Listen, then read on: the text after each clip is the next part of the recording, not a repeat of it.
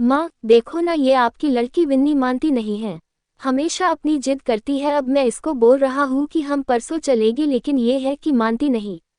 विराट ने मुंह बनाकर कहा, क्या विन्नी तू क्यों मेरे बेटे हो परेशान करती है? वो तुझे इतना प्यार करता है, इसलिए तू हमेशा उसको इतना तंग करती है ना। मुझे मेरे बेटे ने सब बता दिया है तेरे बारे में, तेरे जिद करके कैंप पे जाना और उसके बाद भी दवाइयाँ न खाना, सब पता है मुझे।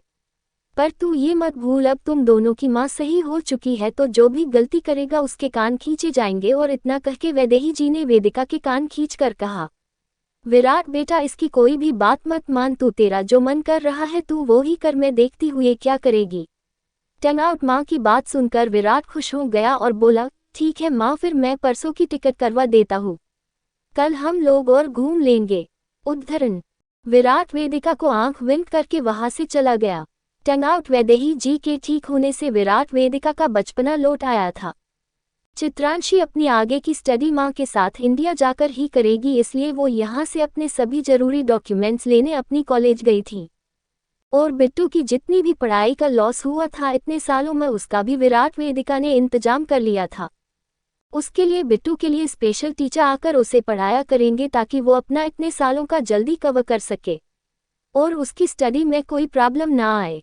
विराट वेदिका दोनों न्यूयॉर्क शहर की गलियों में घूम रहे थे, हाथों में हाथ डाले।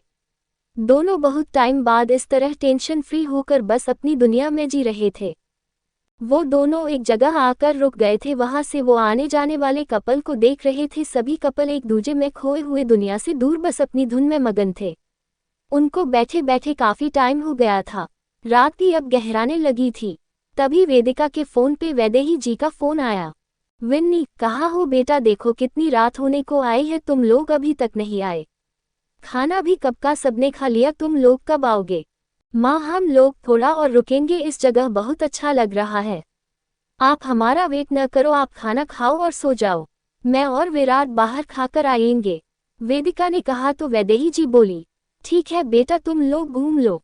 फोन के कट होते ही विराट ने वेदिका के फेस को सामने की तरफ करके बोला, वो देखो वो कपल कैसे खुद में खोया हुआ है। वेदिका ने सामने देखा तो एक कपल रात के अंधेरे में बिना दुनिया की परवाह किए चांदनी रात में एक दूजे में इस तरह खोए हुए थे कि उनको आसपास की चीजों का होश ही नहीं था। वो दोनों बेतहाशा एक दूजे को चूमे जा रहे थे। उन दोनों को देखते ही वेदिका बोली, तो क्या कहना चाहते हो? वेदिका ने कहा। विराट आसपास देखते हुए गहरी सांस लेकर वेदिका की गर्दन में बाहें डालकर बोला, तुम इंडियन गर्ल कभी ऐसा नहीं कर सकती, और तुम लोग तो अपने पति के साथ भी सात पर्दों के भीतर भी बंद लाइट में ऐसे दूर भागती हो जैसे वहां तुमको देखने के लिए सारी दुनिया बैठी हो। विराट ने मजाक बनाते हुए वेदिका से कहा। विराट की बात से छिड़के वेदिका बोली, ओ मिस्टर, हम इंडियन लड़कियां कभी किसी से कम नहीं हैं, हम भी जो चाहे वो कर सकते है, और हमारी लाज तो हमारा सबसे बड़ा गहना होता है, इसलिए उसे हम हमेशा पहनकर चलते हैं, वरना ये गोरिया हमारे आगे क्या हैं, इनको तो मिनटों में ही पीछे छोड़ दे। वेदिका ने इतना कह के बिना आसपास देखे विराट की गर्दन में अपने दोनों हाथ फंसाकर अपने होठों को विराट के होठों पे रख दिया। विराट तो समझ ही नहीं पाया, वो खुली आंखों से वेदिका के इस रिएक्शन को देख रहा था। वेदिका ने थोड़ा और विराट को मदहोश करने की वजह से अपना एक हाथ उसकी गर्दन के पीछे रखा, दूसरा हाथ उसकी टी शर्ट के अंदर ले जाते हुए उसकी कोरी पीठ पे फेरने लगी। विराट वेदिका की इस हरकत से तो और भी ज्यादा चौंक गया। वेदिका उसे अभी भी ऐसे ही चूमे जा रही थी।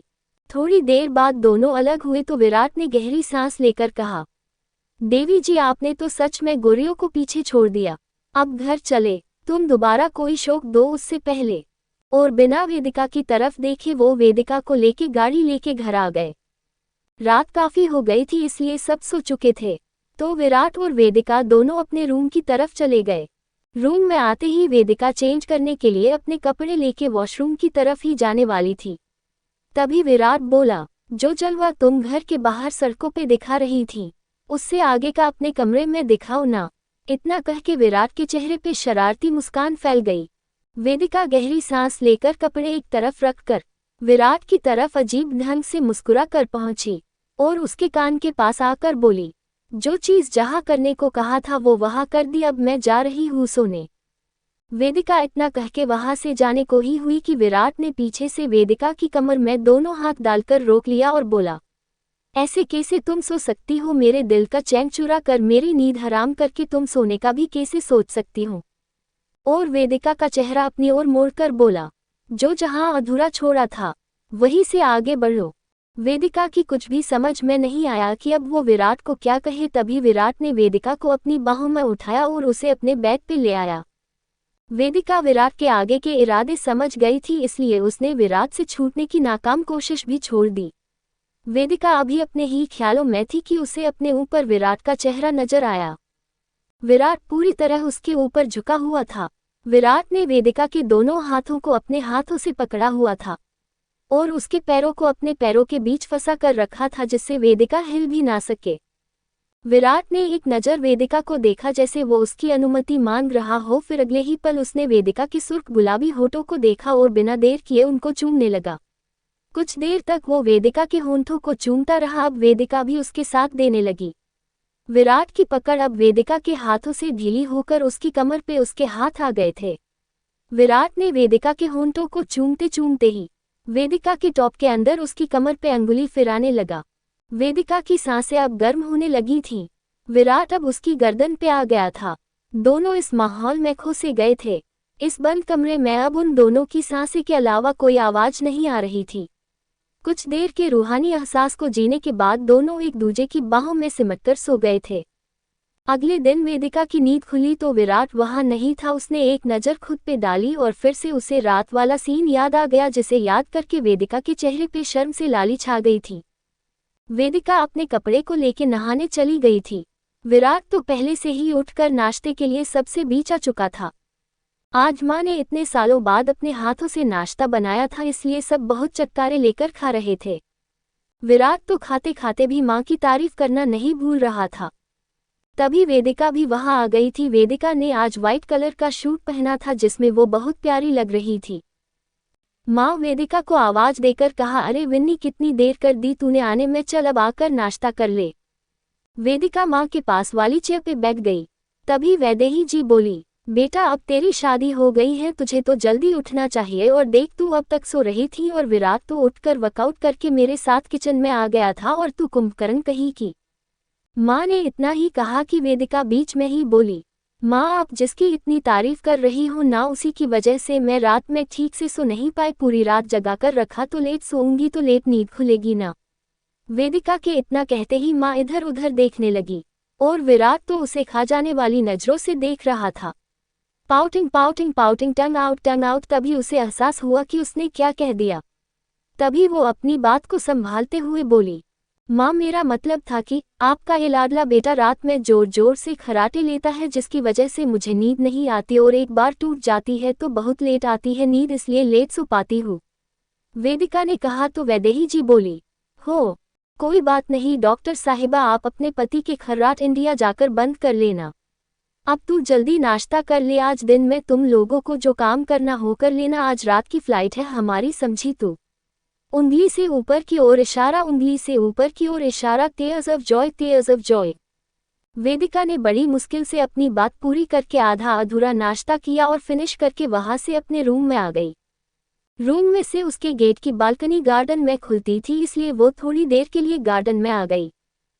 विराट भी उसके सामने से आ गया था, पर वेदिका अभी भी अपने ख्यालों में थी। उसके चेहरे पे हल्की स्माइल थी। विराट उसके सामने आकर चुटकी बजाकर बोला, कहाँ खोई हो? विराट को सामने देखकर वेदिका बोली, अरे विराट तुम क्यों, किसी और को होना चाहिए था क्या? विराट ने हल्के गुस्से के साथ कहा। फिर बोला, कुछ ज्यादा ही ख्यालों में रहती हूँ, ये भी होश नहीं रहता कि कब कौन सी बात कहाँ बोलनी है। वेदिका समझ चुकी थी कि विराट का इशारा कहाँ है, इसलिए वो नजरें चुरा कर बोली, अब तुम मुझे रात को परेशान करोगे और लेट सोने दोगे तो मेरा दिमाग कैसे ठीक से सोच पाएगा? विराट भौहें उछलाकर बोला, ओ तो तुमने इसलिए मुझे खर्राटे लेने वाला बोल दिया? वेदिका नजरें चुराकर बोली, उस टाइम मुझे जो ठीक लगा मैंने बोल दिया, और इतना कह के बिना मुड़े वहां से तेजी से निकल गई। Dot dot dot dot dot. पूरे दिन भर की भाग दौड़ के बाद सभी ने अपने अपने सामान को समेट लिया था। विराट वेदिका का तो ज्यादा सामान नहीं था, पर बाकी सबका बहुत हो गया था। सबने अपना सामान लिया और टाइम से एयरपोर्ट आ गए। एयरपोर्ट पे आते ही वैदेही जी की आंखों में हल्की नमी आ गई, पर जल्दी ही उसे छुपा लिया।